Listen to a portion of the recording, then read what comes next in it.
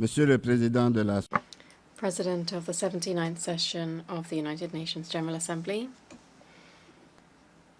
Heads of State and Government,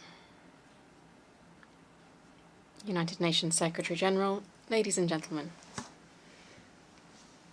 On behalf of His Excellency Mr. Alassane Ouattara, President of the Republic of Côte d'Ivoire, I wish to express my warm congratulations on the quality and depth of the debates during this session and on the remarkable success that was the Summit of the Future. Our general debate is being held against a worrisome global backdrop on the security, economic and political levels, calling on our nations to make a collective leap forward. With this in mind, my country welcomes the very relevant choice of the theme for this session, which invites our states to act together to build a safer and more united world. The world stands at a crossroads. Geopolitical tensions are multiplying and fueling the escalation of several armed conflicts.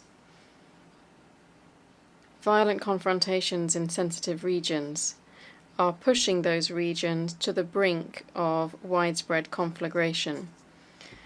This situation of insecurity and setbacks to peace is being worsened by terrorism afflicting regions such as the Sahel. These conflicts are gradually wiping out years of progress and development for our people. My country believes this is the right time to call on the international community to mobilize for the people of the Sahel, who are paying a high price in the war against terrorist groups. True to our values and our tradition of hospitality, Côte d'Ivoire is hosting, in the best possible conditions, several thousand nationals from neighboring Sahel countries who are fleeing the violence of armed groups. Outside the Sahel, the whole of West Africa is currently threatening to collapse.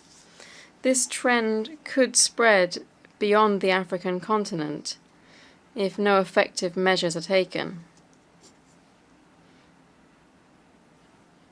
For its part, Côte d'Ivoire is making available the Jacquesville International Academy for Combating Terrorism to all countries in order to help them to build their capacities in counterterrorism, in combating terrorism in all of its forms.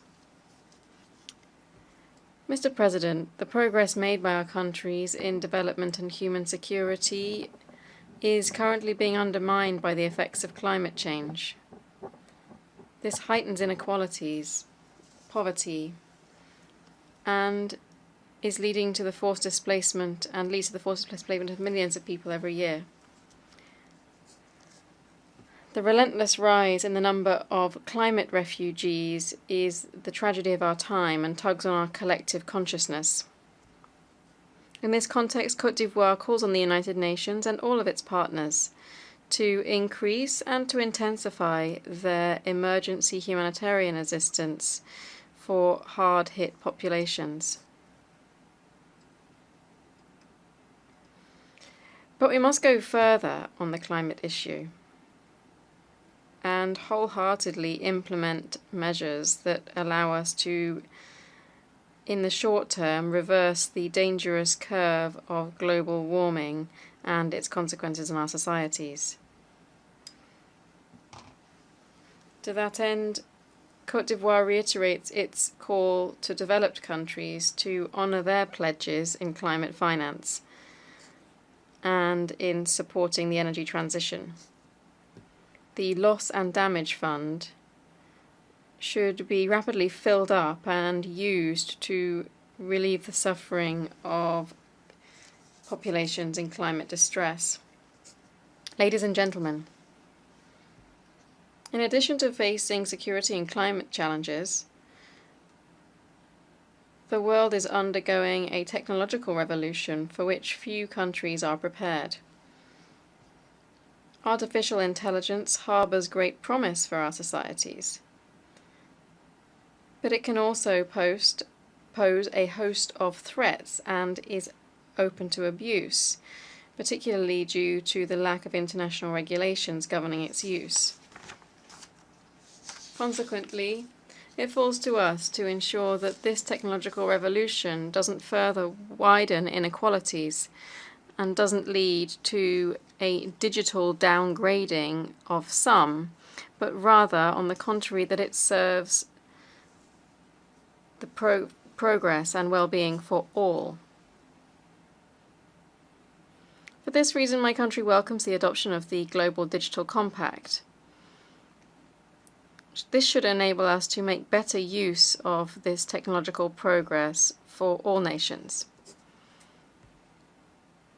Mr. President,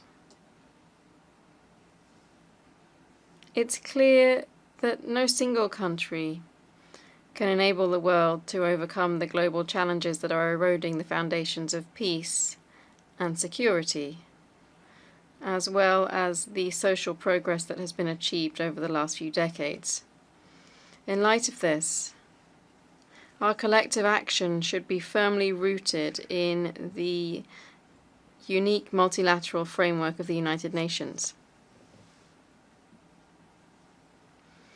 The world truly needs a dynamic and effective United Nations that represents the diversity of peoples and has the backing of the consensus of nations that underpins its legitimacy. In this context, the United Nations that we've inherited from the 20th century must undergo far-reaching reform so that it can fully play its role in today's multipolar world. In particular, the Security Council must open up to Africa in all membership categories in order to reflect this reality.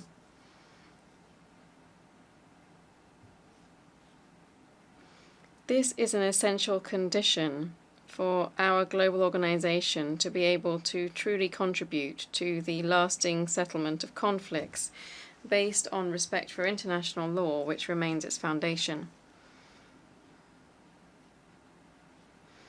The same goes for the fight against climate change, which depends on the ability of our common organization to rally member states around this priority and encourage them to honor their commitments in this area.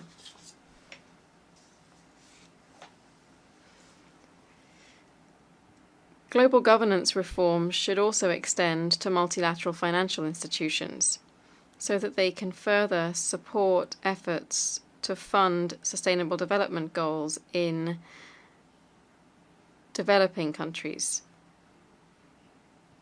while at the same time tackling the issue of debt.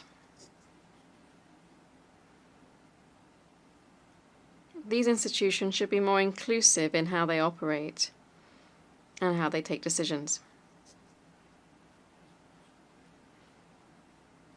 These deep-rooted transformations are inevitable and must be sped up so that these institutions truly work to assist all of our countries in combating poverty and ensuring development.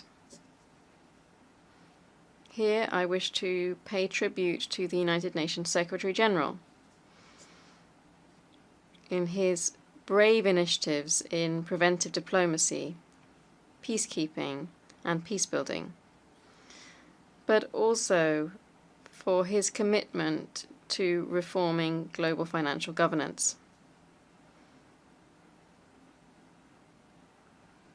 Together, we have the right tools to be able to meet the challenges facing the world and to be able to enable our young people and women to flourish and to contribute more than ever before to development in our countries.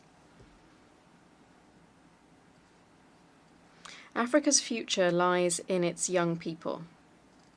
We owe it to them to build competitive education and training systems, as well as democratic institutions that protect their freedoms. Mr. President, ladies and gentlemen, My country firmly believes in the values of multilateralism. They are indeed at the heart of our interactions with other nations.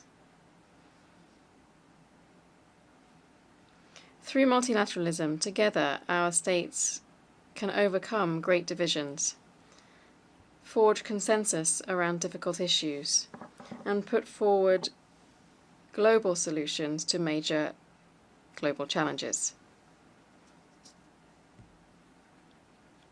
This vision determines how we act and how we contribute to regional community construction, and also how we commit alongside other countries to building a peaceful, united, and prosperous world for the benefit of present and future generations.